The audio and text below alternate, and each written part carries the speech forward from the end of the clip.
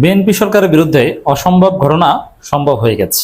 BNP সরকারের বিরুদ্ধে আওয়ামী লীগের বিরুদ্ধে যেরকম জনগণ ঐক্যবদ্ধ হয়েছিল, ডান বাম ধর্ম বর্ণ নির্বিশেষে, হুজুর নন হুজুর, আস্তিক নাস্তিক নির্বিশেষে আওয়ামী লীগের বিরুদ্ধে যেরকম সবাই ঐক্যবদ্ধ হয়েছিল, বিএনপির বিরুদ্ধেও এরকম বিরল ঐক্যের একটা আভাস আমরা লক্ষ্য করছি। হ্যাঁ, এটার আয়োজন করছে ইসলামী ছাত্র শিবির। হাসিনার বিরুদ্ধে আন্দোলন যেরকম পর্দার অন্তরালে শিবির ছিল, এবার প্রকাশ্যে শিবির থাকবে। দর্শক, তারেক জিয়া বুঝে ওঠার আগেই শিবির অঘটন ঘটিয়ে দিতে পারে। তারেক জিয়ার শাসনের 12টা বেজে যেতে পারে। দর্শক, বাংলাদেশ ইসলামী ছাত্র শিবির একটা জাতীয় সেমিনার আয়োজন করেছে প্রেস ক্লাবের আব্দুস সালাম মিলনায়তনে। বিষয়: গণভোটের আলোকে জনরায় বাস্তবায়নে গড়িমসি, সরকারের দায় ও জবাবদিহিতা। এই সেমিনারে উপস্থিত ছিলেন, স্বাভাবিকভাবেই যারা উপস্থিত ছিলেন তারা প্রত্যাশিত ছিল। এবং একটা বিষয় হচ্ছে, ছাত্রশক্তি এবং ছাত্র শিবির এরা ডাকসু নির্বাচনকে কেন্দ্র করে বা নানান কারণে কিন্তু যথেষ্ট বিপরীতমুখী অবস্থানে ছিল, কিন্তু এই ছাত্রশক্তি শিবির এখন ঐক্যবদ্ধভাবে কাজ করছে, এটা একটা দিক। আর এই প্রোগ্রামে উপস্থিত ছিলেন আলোকচিত্রী অ্যাক্টিভিস্ট শহীদুল আলম। এই শহীদুল আলমের যে চিন্তা দর্শন, এটা প্রচণ্ডভাবে জামাত বিরোধী, স্ট্রংলি জামাত বিরোধী। শহীদুল আলমের চিন্তা ভাবনা এরকম যে জামাতের সাথে এক পাতে খাওয়া যাবে না। সেই শহীদুল আলমরা এখন শিবিরের প্রোগ্রামে আসছেন। আপনি এটাকে বলতে পারেন যে অসম্ভবকে সম্ভব করা। এখান থেকে অনেক হিসাব ক্লিয়ার যে বিএনপি সরকারের যে অপকর্ম, ঠিক তদ্রুপ আওয়ামী লীগের অপকর্মের বিরুদ্ধে যেরকম মানুষ বিএনপির উপর আস্থা রেখেছে, আওয়ামী লীগ খারাপ মানে বিকল্প বিএনপি, যদিও বিএনপিও খারাপ, এরকম জামাত ভালো না, জামাতের এই সমস্যা সেই সমস্যা, তারপরও বিএনপির যে এই জাতির সাথে প্রতারণা, তার ফলে মানুষ জামাতকে বেছে নেবে, জামাতের কাছে আশ্রয় খুঁজবে, জামাতের নেতৃত্বেই আন্দোলন করতে চাইবে, এর কোনো বিকল্প নেই। বাংলাদেশের যারা ভালো মানুষ, সৎ মানুষ, যারা প্রকৃতপক্ষে একটা সুন্দর রাষ্ট্র চায়, যারা সংস্কার চায়, তারা জামাতের নেতৃত্বে আন্দোলন করতে বাধ্য হবে, এর কোনো বিকল্প নেই। যেই অসম্ভব বিষয় আমরা দেখেছি যে আলোকচিত্রী শহীদুল আলম তিনিও জামাতের প্রোগ্রামে, শিবির প্রোগ্রামে এসে এখানেও শিবিরের কিছু সমালোচনা করেছেন, বেসিক্যালি আসছেন, এটাই হচ্ছে ইম্পর্টেন্ট বিষয়। সামনে পরিস্থিতি এমন হতে পারে যে প্রথম আলো, ডেইলি স্টার টাইপের মিডিয়াও, বালের কণ্ঠ টাইপের মিডিয়াও দিন শেষে পরিস্থিতির শিকার হয়ে অন্যায়ের বিরুদ্ধে যদি মিনিমাম তাদের অবস্থান রাখতে হয়, তাহলে বিএনপির বিরুদ্ধে জামাতের পক্ষেই অবস্থান নিতে হবে, এর কোনো বিকল্প নেই, যেহেতু আওয়ামী লীগ আসছে না। তা এখন অনেকেই প্রশ্ন করছেন যে বিএনপিকে হটানো, বিএনপিকে বাধ্য করা জুলাই সনদ বাস্তবায়নে, উইল ইট বি পসিবল? জামাত কি এটা পারবে? কারণ বিএনপির, আওয়ামী লীগের বিরুদ্ধে যেরকম যে কোনো মূল্যে মানুষ বিএনপিকে সমর্থন দিত, কিন্তু বিএনপির বিরুদ্ধে কি যে কোনো মূল্যে জামাতকে সবাই সমর্থন দিবে? জামাত দেখলে তো অনেকে নাক ছিটকায় না। হ্যাঁ, জামাতকে সমর্থন দিবে। এই যে দেখছেন শহীদুল আলমরা, যারা জামাতকে প্রচন্ড নাক ছিটকাত, তারা এখন শিবিরের প্রোগ্রামে যাচ্ছে। এর মানে এটা নতুন বাংলাদেশের বাস্তবতা। জামাত বিরোধী দল হয়েছে মানে তাদের কাছে আসবে। তো দর্শক, কিভাবে তারেক জিয়ার কাছ থেকে জুলাই সনদ আদায় করতে হয় এটা শিবির ভালোভাবে জানে, এবং তারেক জিয়া বুঝে ওঠার আগেই তারেক জিয়া এটা করতে বাধ্য হবেন বলে আমরা মনে করি। শিবির বাধ্য করবেন, জামাতের দুর্বলতা থাকলেও শিবির বাধ্য করবেন। শিবির অলরেডি ঘোষণা দিয়েছে জুলাই সনদ বাস্তবায়ন করাতে, দাবি আদায় করতে তারা রাজপথে আছেন এবং থাকবেন।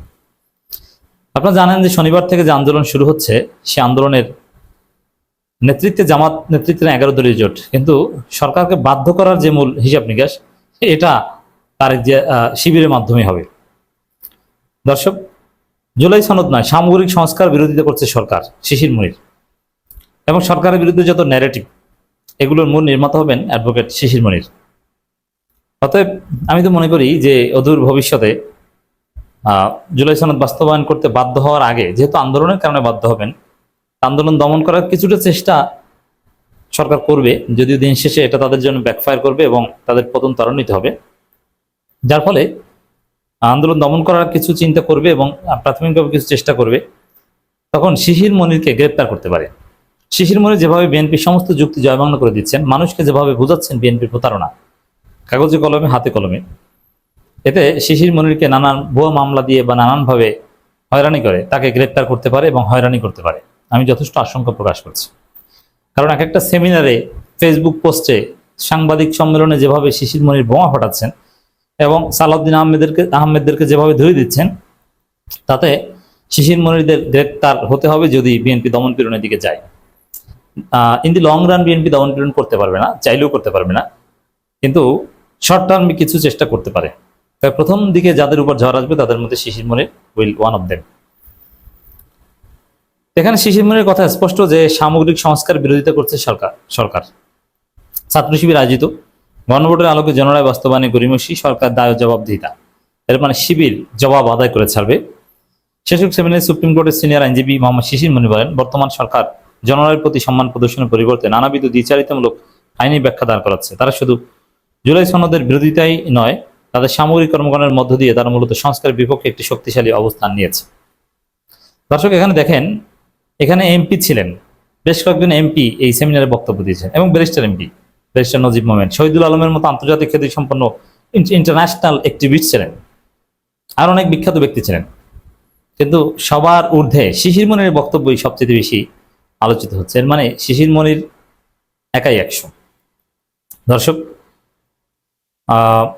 সেমিনারের মূল প্রবন্ধ উপস্থাপন করেন ছাত্র শিবির কেন্দ্রীয় সভাপতি নুরুল ইসলাম সাদ্দাম। তিনি বলেন, জনগণ তাদের আকাঙ্ক্ষার প্রতিফলন ঘটিয়ে যে রায় দিয়েছে তা বাস্তবায়নে সরকার তালবাহানা করছে।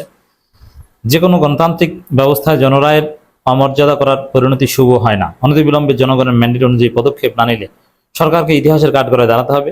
কিন্তু দুঃখজনক হলেও বিএনপির চরিত্র হচ্ছে জনগণের সাথে প্রতারণা করা। ঐতিহাসিকভাবে তারা জনগণের রায়কে ভয় পায়। তাদের জন্ম হয়েছিল গণভোটের মাধ্যমে, তারাই এখন গণভোটের বিপক্ষে অবস্থান নিয়েছে। এই যে জনগণের রায়ের সাথে প্রতারণা করছে, এর ফল যে কতটা কঠিন হতে পারে এটা তারেক যে বুঝতেই পারবেন না, যে ফল তাকে পেতে হবে। বিএনপির একটা দুর্বলতা হচ্ছে তারা ভবিষ্যৎ প্রেডিক্ট করতে পারে না। এই জন্য বলছি যে তারা বুঝে ওঠার আগেই জয় বাংলা হয়ে যাবে। এমনকি যে ডিজিএফআইকে খুশি করার জন্য গুম অধ্যাদেশ বাতিল করছে, ডিজিএফআই প্রেসক্রিপশনে মানবাধিকার অধ্যাদেশ বাতিল করছে, সেই ডিজিএফআই বিএনপির জয় বাংলা করবে, বিএনপি বুঝতেও পারবে না। 111-এর রহস্য অনেক কিছু উদ্ঘাটন হচ্ছে। এই যে লেফটেন্যান্ট জেনারেল মাসুদ গ্রেপ্তার হচ্ছে, খালেদ গ্রেপ্তার হয়েছে, তারা কিন্তু মুখ খুলছে, রিমান্ডে বলছে যে কারা ইলিয়াস আলীকে গুম করেছিল। বিএনপি তাদের কিছু কাছের লোকের বুদ্ধিতে প্রায় 8 জন সেনা অফিসারকে বাইপাস করে, ওভারলুক করে একজনকে সেনাপ্রধান বানিয়েছে। সেই বিএনপির বিশ্বস্ত লোকেই বিএনপিকে জয় বাংলা করে দিয়েছে।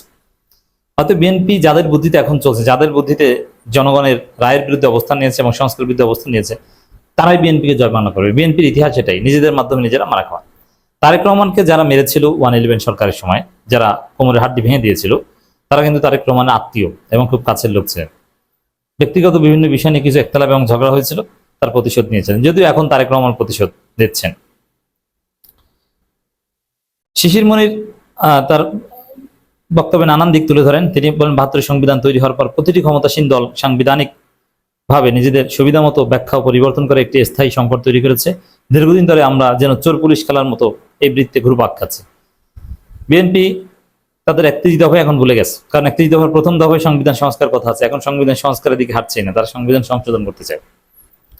এক কথা যদি বলি দর্শক, ব্যারিস্টার আসাদুজ্জামান ফুয়াদ ও হাসিনার ছবি সবাইকে টানিয়ে রাখতে বলেছেন। এর মানে বিএনপির আলামত ভালো না। বিএনপি গণঅভ্যুত্থানের মুখে পড়তে পারে এই প্রতারণার ফলে, এবং তার মূল রোল প্লে করবে শিবির।